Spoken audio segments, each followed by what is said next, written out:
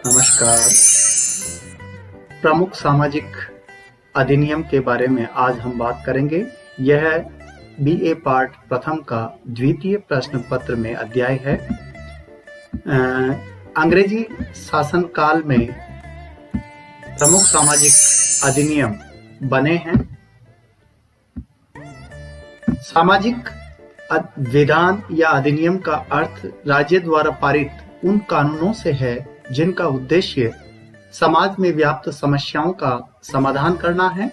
सामाजिक विधान सामाजिक कुरीतियों को समाज सुधार एवं कल्याण के द्वारा सामाजिक विघटन को रोकने के लिए निर्मित किए जाते हैं।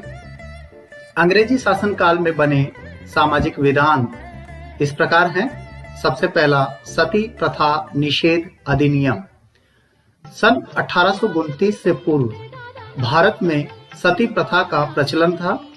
एक तरफ हिंदुओं में बाल विवाह का प्रचलन था तो दूसरी तरफ विधवा हो जाने पर स्त्रियों को पति के साथ चिता में जल जाने के लिए मजबूर किया जाता था। कई बार तो विधवाओं को जबरन मृत पति के साथ सती होने के लिए मजबूर किया जाता था और चिता में धकेल दिया जाता था।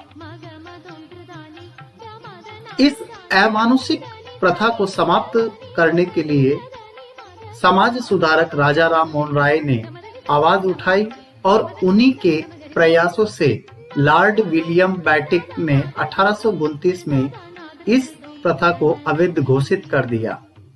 इस अधिनियम के अनुसार यदि कोई व्यक्ति प्रत्यक्ष या परोक्ष रूप से किसी विधवा स्त्री को सती होने में सहायता करता है तो वह दंडनीय अपराध होगा।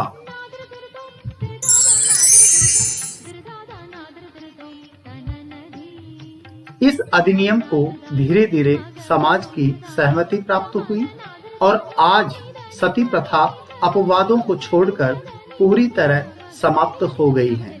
राजस्थान में सन 1987 में जयपुर के पास दिवराला गांव में, वैसे सीकर में आता है दिवराला, जिसमें रूप कंवर नामक स्त्री सती हुई। इस कांड की संपूर्ण भारत में आलोचना हुई। 6 दिसंबर 1987 को संसद द्वारा सती निवारण विधेयक पारित किया गया, जिसमें निम्न बातें इस प्रकार है। सती होने का प्रयास करने पर वही सजा दी जाएगी जो आत्महत्या के प्रयास पर दी जाती है। सती के लिए प्रेरित करने वाले को आजीवन कारावास या फांसी दी जाएगी। सती को महिमा मंडित करने पर 1 से 7 साल की सजा तथा 5 से 30,000 रुपए तक जुर्माने की सजा दी जाएगी। यदि किसी पर सती के लिए उकसाने या प्रयास करने के मामले में मुकदमा चलता है तो वह साबित करने का भार उसी पर होगा कि उसने यह अपराध नहीं किया है। अपराध के लिए सजा प्राप्त व्यक्ति सजा के दौरान और रिहाई के 5 वर्ष बाद तक संसद या विधानसभा का चुनाव नहीं लड़ सकेगा। दूसरा हिंदू विधवा पुनर्विवाह अधिनियम। सन 1856 से पूर्व विधवाओं को न तो पुनर्विवाह की स्वीकृति थी और न उन्हें अपने मृत पति की संपत्ति में कोई अधिकार ही था। बाल विवाह एवं बेमेल विवाह के कारण समाज में विधवाओं की संख्या बढ़ गई थी तथा उनकी दशा बड़ी दयनीय थी। कई विधवाएं तो धर्म परिवर्तन कर मुसलमान या ईसाई बन गई थी। आर्य समाज, ब्रह्म समाज, ईश्वरचंद विद्यासागर तथा राजा राम मोहन राय ने सरकार का इस समस्या की ओर ध्यान आकर्षित किया। उनके प्रयासों से ही 1856 में हिंदू विधवा पुनर्विवाह अधिनियम बना। इस अधिनियम द्वारा हिंदू विधवाओं के पुनर्विवाह की कानूनी बाधाओं को समाप्त कर दिया गया। इस अधिनियम की बातें इस प्रकार हैं। नंबर 1, यदि दूसरे विवाह के समय किसी स्त्री के पति की मृत्यु हो जाती है तो वह विवाह वैध माना जाएगा। दूसरा, इस प्रकार के विवाह से उत्पन्न संतानें भी वैध मानी जाएगी। तीसरा, यदि पुनर्विवाह के समय विधवा नाबालिग है और पहले पति से उनका यौन संबंध नहीं हुआ है तो पुनर्विवाह के लिए पिता, दादा, बड़े भाई या नजदीक के किसी रक्त संबंधी की स्वीकृति होना भी आवश्यक है।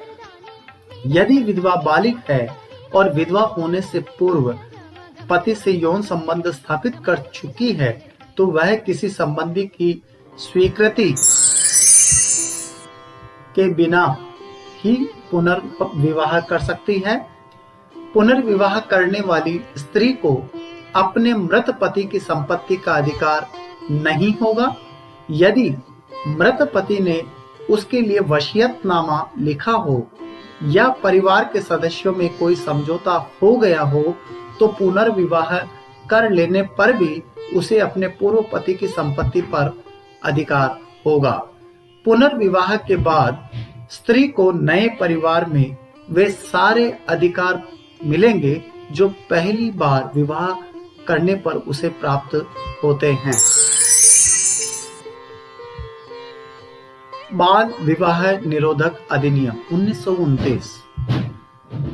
सन 1929 में बाल विवाह को रोकने का अधिनियम पारित किया गया। यद्यपि इससे पूर्व भी छोटे छोटे बच्चे के विवाह पर रोक लगाने के लिए 1860 तथा 1891 में अधिनियम पारित किया गया जिसमें लड़कियों की आयु 10 व 12 वर्ष थी। किंतु 1929 में शारदा एक्ट लागू हुआ जिसमें कुछ महत्वपूर्ण बातें इस प्रकार हैं। विवाह के समय लड़के की आयु 18 वर्ष एवं लड़की की आयु 14 वर्ष होनी चाहिए। इससे कम आयु के विवाह को बाल विवाह माना जाएगा। यदि वर की आयु 21 वर्ष से अधिक होने पर जुर्माने के साथ 3 माह की सजा भी हो सकती है। जो व्यक्ति बाल विवाह कराने में सहयोग देंगे जैसे माता, पिता, नाई और पंडित आदि, उन्हें 3 महीने का कारावास और जुर्माना भी हो सकता है। ऐसे मुकदमों की सुनवाई केवल प्रथम श्रेणी का मजिस्ट्रेट ही कर सकता है।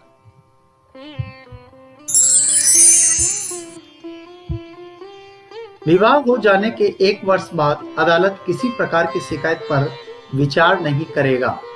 विवाह से पूर्व अदालत को सूचना मिल जाने पर वह ऐसे विवाह को रोकने का आदेश दे सकती है। किसी भी स्त्री को कारावास का दंड नहीं दिया जाएगा। किंतु इस अधिनियम में बाल विवाह को रोकने में अधिक सफल नहीं रहा।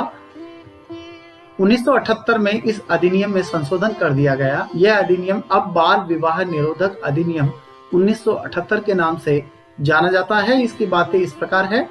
लड़कों के लिए विवाह की न्यूनतम आयु 21 वर्ष और लड़कियों के लिए न्यूनतम 18 वर्ष होगी। इस अधिनियम की अवहेलना करने वालों पर 1973 की दंड संहिता के अनुसार कार्यवाही की जाएगी। इस प्रकार के मुकदमों की सुनवाई प्रथम श्रेणी न्यायाधीशों के बजाय महानगरीय न्यायाधीश अथवा प्रथम श्रेणी के जुडिशियल मजिस्ट्रेट करेंगे। इस अधिनियम में हिंदुओं के साथ ईसाइयों के लिए भी विवाह की न्यूनतम आयु बढ़ा दी गई।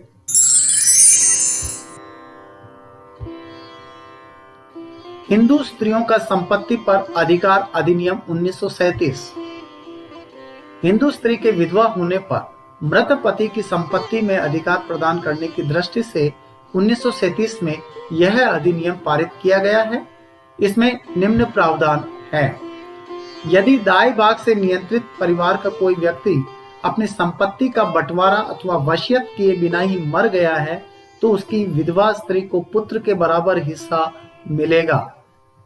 दूसरा, मिताक्षरा से नियंत्रित परिवार में मृतक पति की संपत्ति में यदि उसे कोई वसीयत नहीं की है तो विधवा स्त्री को उसका उत्तराधिकार मिलेगा, किंतु वह संपत्ति का सीमित उपयोग ही कर सकती है। वह न तो किसी को दे सकती है और न ही बेच सकती है। अन्य नियमों से नियंत्रित परिवारों में विधवा को अपने मृत पति की संपत्ति में लड़कों के समान ही हिस्सा दिया जाएगा।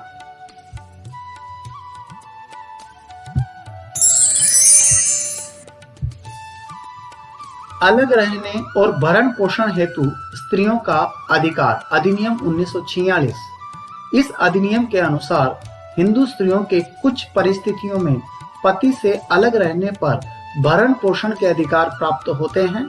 स्त्री को भरण पोषण का अधिकार तभी मिलेगा जब पति किसी ऐसे घृणित रोग से पीड़ित हो जो उसे पत्नी के संसर्ग से न हुआ हो, पति निर्दयता का व्यवहार करता हो अथवा पत्नी पति के साथ रहना खतरनाक समझती हो, पत्नी को उसके पति ने छोड़ रखा हो, पति ने दूसरा विवाह कर लिया हो, पति ने धर्म परिवर्तन कर लिया हो, पति किसी अन्य स्त्री से संबंध रखता हो। स्त्री को भरण पोषण के लिए कितनी राशि दी जाएगी, यह न्यायालय पति की आय व आर्थिक स्थिति को देखकर ही करता है। तो कुल मिलाकर अंग्रेजी शासन काल में जो अधिनियम बने हैं, जो सामाजिक विधान बने हैं, वो महिलाओं के पक्ष में हैं और इससे संबंधित जो प्रश्न प्रतियोगी परीक्षा में भी पूछे जाते हैं। अगली कड़ी में हम बात करेंगे स्वाधीनता के पश्चात बनने वाले विधान की। आज तक बस इतना ही। बहुत बहुत धन्यवाद।